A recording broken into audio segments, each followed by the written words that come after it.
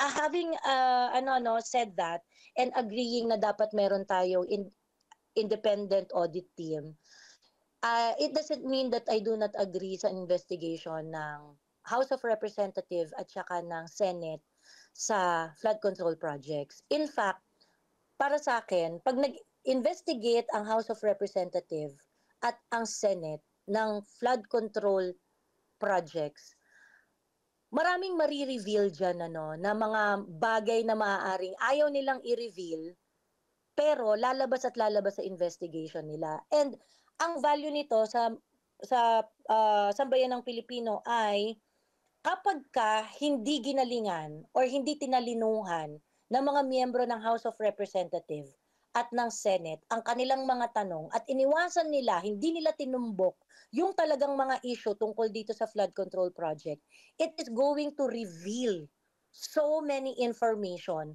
kung ano yung mga iniiwasan nilang issue na pag-usapan. So, ang sa akin, while agree ako dun sa ideal, itong investigation ng Senate at saka ng House of Representatives sa flood control project ay equally important. I think it should push through as well. Bakit kanyo? Dahil yung mga magtatanong dyan, yung mga maghuhugas kamay dyan, yung mga hindi nila sasabihin during the flood control project investigation, I mean, yun yung magbibigay sa atin ng ng mga impormasyon kung sino ang mga involved dito. Ano naman masasabi niyo po dito po sa mga pahayag ni Mayor Benji Magalong and kung siya din ang tatanungin, okay din sa kanya ng pangunahan itong investigasyon na ito or pwedeng mag-top daw yung ating national government sa dating mga justices, dating mga police officials na may kasanayan talaga dito sa pag-iimbestiga po para talaga matuldukan na ito pong problema sa korupsyon, mga anomalya, mga proyekto po. Good morning, Sir Admar, no? I think yung idea na yon ay yun talaga yung ideal situation. Yun talaga yung tamang gawin. If we really want to investigate the flood control problem at i-audit ang lahat ng proyekto para magkaalaman kung sino ang accountable dyan, the best thing to do is to create an independent audit team that will check all the flood control project, all the project na ginamitan ng Kaban ng Bayan para malaman natin kung ilan diyan ang flood ang ghost project na flood control at para malaman natin kung sino ba dito ang mga sususpindihin natin ng mga construction company na kakonsyaba ng mga kakonsyaba ng kasi layer yan ng problema. Of course, first kailangan mong i-figure out kung sino yung mga construction company na ginamit, kaninong mga baril ang ginamit dito para gawin yung krimen. At wala akong problema diyan kung magagawa 'yan, kung makakapagbuo tayo ng independent team para i-audit ang lahat-lahat, okay 'yan. Okay 'yan. Kasi 'yan yung ideal eh. Pero ang masasabi ko lang siguro ay I think yung pagbuo mismo ng audit team para investigahan ang bagay na ito is going to be a very very tough call kasi I'm sure magiging issue diyan yung magiging funding ng independent audit team. Magiging issue diyan yung composition ng independent audit team. And the debate may last forever. And having and knowing that maraming involved dito na mga backer ng mga contractors, meron din akong pangamba na hindi siya mabuo kahit kailan. But I have to say na yung idea ng ating mga magigiting na mga mayors, yung mga nagpo-push back, which I truly appreciate. I am thinking of the practical side of it kasi nga pagka ganun yung naging direction, nako baka they'll find excuse after excuse para hindi mabuo yung independent audit team. And another question, the last question about that team na bubuuin is independent. So maraming ano siya, marami siyang mga ano no, mga practical consideration. Meanwhile, I'm not saying that the Senate having ano no said that and agreeing na dapat meron tayong independent audit team.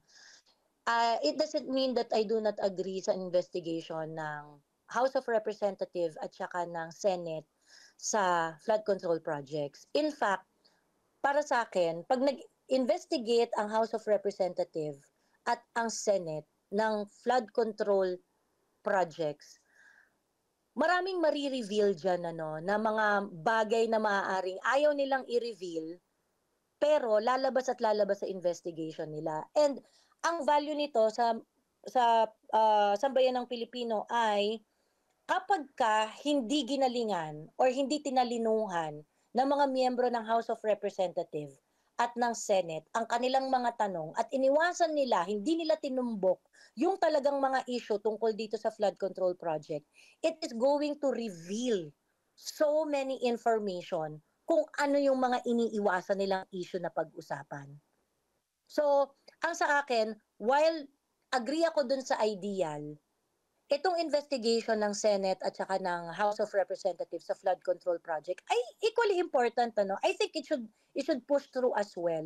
Bakit kanyo? Dahil yung mga magtatanong diyan, yung mga maghuhugas kamay diyan, yung mga hindi nila sasabihin during the flood control project interviews, investigation, I mean.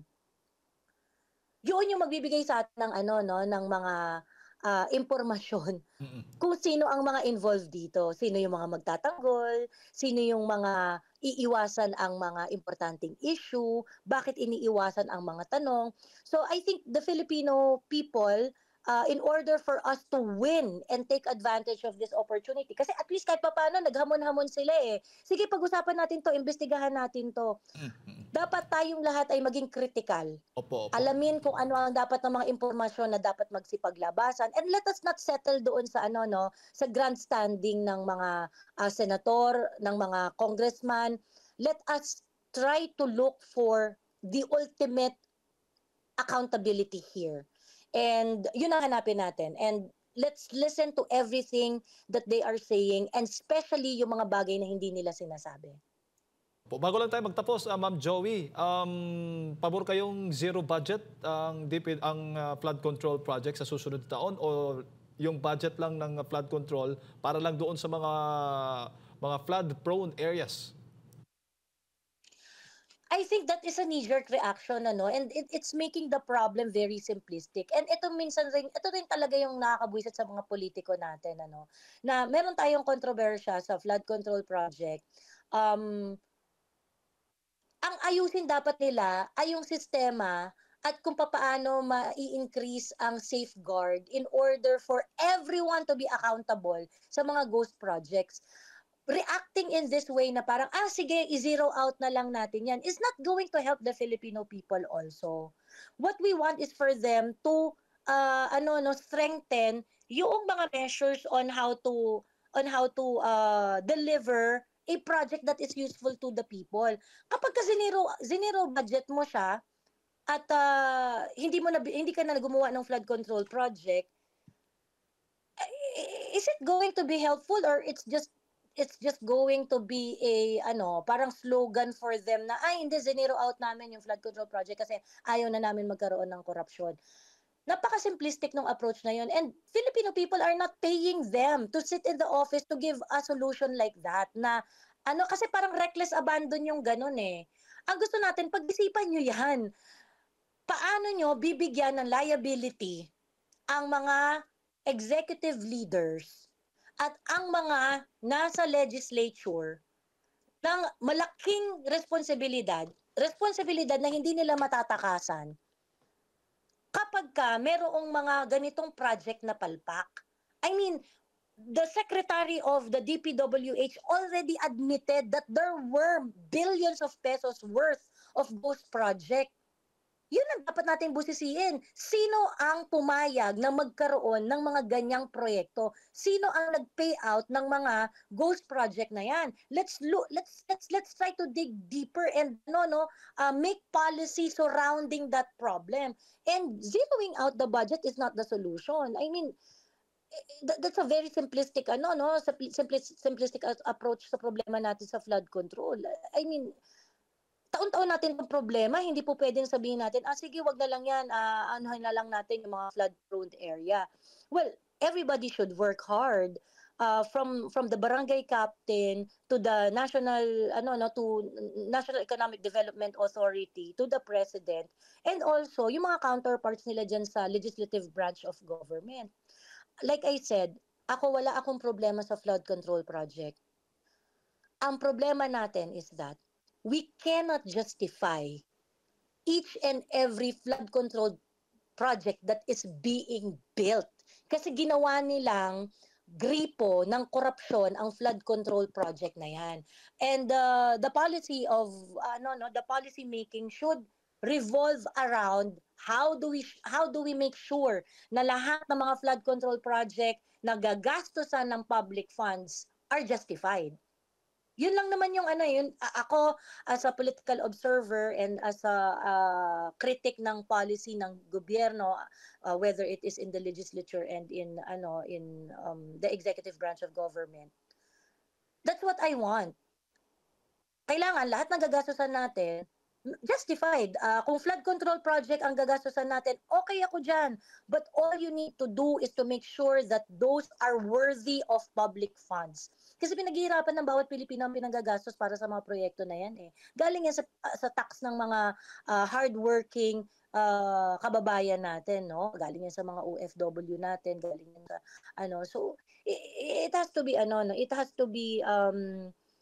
worth it kung pipili man tayo ng proyektong ipatatayo. And I hope that hindi naman ganun lang na solusyon na i-offer nila sa atin. We do not deserve that kind of we do not deserve that kind of resolution dito sa napakalaking problema na ito. I hope they're going to think over, and I hope they're not going to give us just like that, napaka-simplistic para namang hindi natin deserve yung ganyan.